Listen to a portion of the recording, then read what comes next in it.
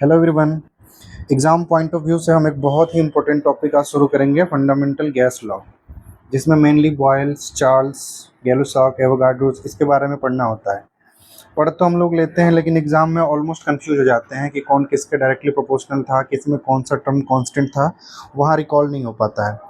तो मैं आज ना उसी के बारे में थोड़ा सा बताऊंगा कि कैसे याद रखेंगे एग्जाम में। जैसे इसमें देख लो, ये सिलेबस है हम लोग का जो आज पढ़ना है। बॉयल्स लॉ क्या है, चार्ल्स लॉ क्या है, गैलुसैक, एवोगाड्रोस और डाल्टन का जो पार्शियल प्रेशर वाला है, और साथ में आइडियल गैस इक्वेशन हम लोग देखेंगे। तो मेनली कंफ्यूज आते हैं कि ये क्या होता है। तो अगर आपको याद होगा, रिकॉल कीजिए, पी डायरेक्टली प्रोपोर्शनल हो जाता है, इन्वर्सली प्रोपोर्शनल होता है।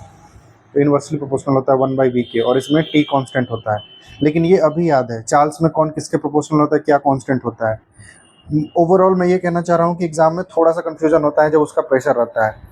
तो ये तो नोट्स मेरे पास है, मैं शेयर कर दूंगा, सारे लोग पढ़ लेना कि क्या है क्या नहीं है, लेकिन ये याद नहीं रह पाता है। तो मेन फोकस आज उस पर है कि याद कैसे होगा, ये टर्म्स कहाँ से आया, इसके बारे में हम लोग देखेंगे। ठीक है, तो एक छोटा सा हैक बनाया हूँ। ठीक है, तो एक ऐसा ट्रायंगल बनाते हैं हम लोग, और सारे लोग टीचर की तैयारी कर रहे हैं तो अपने से हम पीजीटी लिख लेते हैं इस पे, पोस्ट ग्रेजुएट टीचर। ठीक है, पीजीटी। और उसके बाद ए को उल्टा लिखेंगे, ए बी सी।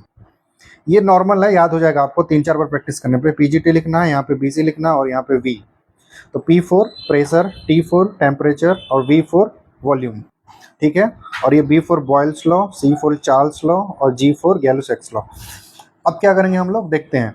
ये दो का रिलेशन लिखेंगे तो इसको कांस्टेंट करेंगे।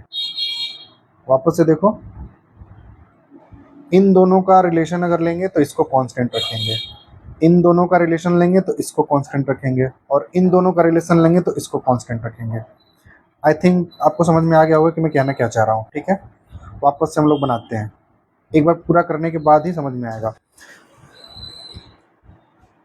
तो पी जी टी, ये बी सी ए, मतलब वी वॉल्यूम। तब देखो, एक और बात आपको रियल लाइफ में भी पता चलता है, अगर किसी चीज़ में हम लोग टेम्परेचर को इंक्रीज करते हैं या टेम्परेचर लाते हैं तो डायरेक्टली प्रोपोर्शनल होता है। मतलब टेम्परेचर किसी चीज़ को सीधा कर देता है। कोई टेढ़ा मेढ़ा कपड़ा भी रहता है तो हम लोग इस्त्री करते हैं, उसको टेम्परेचर देते हैं, वो सीधा हो जाता है। आयरन का रॉड अगर टेढ़ा है तो उसको गर्म करके हम लोग सीधा कर देते हैं। मतलब कि डायरेक्टली प्रोपोर्शनल, अगर टेम्परेचर आएगा तो सीधा डायरेक्टली प्रोपोर्शनल होगा। तो देखो, C4 चार्ल्स लो लेते हैं, तो चार्ल्स में क्या होगा, V directly proportional to T, और V और T का रिलेशन ले लिए तो P यहाँ पे कांस्टेंट हो जाएगा, P कांस्टेंट। अब देखो गैलुसैक्स लॉ, यहाँ पे P और T का रिलेशन है, तो pressure directly proportional to temperature. अब इन दोनों का रिलेशन ले लिए तो ये कांस्टेंट हो गया, तो V यहाँ पे कांस्टेंट। अब बॉयल्स लॉ में लो, बॉयल्स में P और V कर लेंगे तो P inversely proportional to 1/v, क्योंकि यहाँ पे टेम्परेचर नहीं है, तो टेम्परेचर नहीं है तो इनवर्सली प्रोपोर्शनल, और ये T यहाँ पे कांस्टेंट हो गया। तो ठीक है, इसी से हम लोग सारा कुछ बना सकते हैं। Just a minute,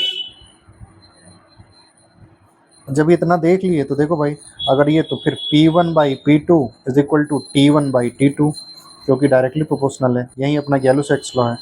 Charles law में देखो तो V1/V2 is equal to T1/T2, और यहाँ पे बॉयल्स लॉ है तो P1/P2 is equal to, V1/V2 नहीं होगा क्योंकि इन्वर्सली प्रोपोर्शनल है, तो V2/V1। ये बॉयल्स लॉ हो गया। तो ये तीनों लॉ हम इस छोटे से ट्राइंगल से बना सकते हैं और याद भी कर सकते हैं। और देखो आइडियल गैस इक्वेशन क्या होगा, तो PV is equal to nRT। यहाँ से भी डेमोन्स्ट्रेट करते हैं, अगर P को कांस्टेंट रखेंगे तो V और T आपस में डायरेक्टली प्रोपोर्शनल हो जाएंगे। V को कांस्टेंट रखें तो P और T आपस में डायरेक्टली प्रोपोर्शनल हो गए। अगर T को कांस्टेंट रख दिए तो P और V इनवर्सली प्रोपोर्शनल हो गए। इससे भी अब मान के चलो कि हम P को भी और T को भी, दोनों को कांस्टेंट रख दिए, इन दोनों को कांस्टेंट रख दिए, तो जो V है ये डायरेक्टली प्रोपोर्शनल टू N हो जाता है। N मतलब number of moles, number of moles. तो मतलब जितना ज़्यादा वॉल्यूम उसमें उतना ही ज़्यादा नंबर ऑफ मोल्स, जितना ज़्यादा वॉल्यूम उसमें उतना ही ज़्यादा नंबर ऑफ मोल्स। तो इसी को डाल्टन बताए हैं, सॉरी एवोगाड्रोस बताए थे। तो ये एवोगाड्रोस लॉ हो गया कि V is directly proportional to N if P and T both are constant. तो ये हो गया। तो हम लोग बॉयल्स सीख लिए, चार्ल्स सीख लिए, गैलुसैक्स सीख लिए, एवोगाड्रोस सीख लिए, और सीखे भी नहीं, याद भी कर लिए। अब दूसरा देखते हैं, एक और इसमें बच गया है। हाँ, अगर मान के चलो ये कोई कंटेनर है और इसमें यहाँ से हर जगह से कुछ ना कुछ प्रेशर लग रहा है, P1 P2 P3, तो जो टोटल इक्विवेलेंट प्रेशर होगा ना, ये P1 plus P2 plus P3 तीनों पार्शियल प्रेशर का सम होगा। इसी को डाल्टन बताए थे। डन, एक बार रिवीजन कर लेते हैं लास्ट। ये हम लोग करा है पी जी टी और ये बी सी और यहाँ पे वॉल्यूम। तो P directly proportional to T और V कांस्टेंट, तो ये गैलो-सेक्स लॉ हो गया। चार्ल्स लॉ में क्या हो गया, V directly proportional to T और यहाँ पे प्रेशर कांस्टेंट। बॉयल्स लॉ में क्या हो गया, V directly proportional to B और यहाँ पे टेम्परेचर कांस्टेंट। तो बॉयल्स लॉ हो गया P 1/V, temperature constant. Boyle Charles law में होगा V प्रोपोर्शनल टू T, यहाँ पे प्रेशर कांस्टेंट और गैलो-सेक्स लॉ में ये हो गया V कांस्टेंट। तो P1/P2 is equal to T1/T2, V1/V2 is equal to T1/T2 और P1/P2 is equal to T2/T1, sorry V2/V1। और फिर ये तो बताए ही थे NRT। अगर P और T दोनों को कांस्टेंट कर ले तो V directly proportional to N हो जाएगा। ये एवोगाड्रोस लॉ है, जितना कम वॉल्यूम उतना कम मोल, जितना ज़्यादा वॉल्यूम उतना ज़्यादा मोल।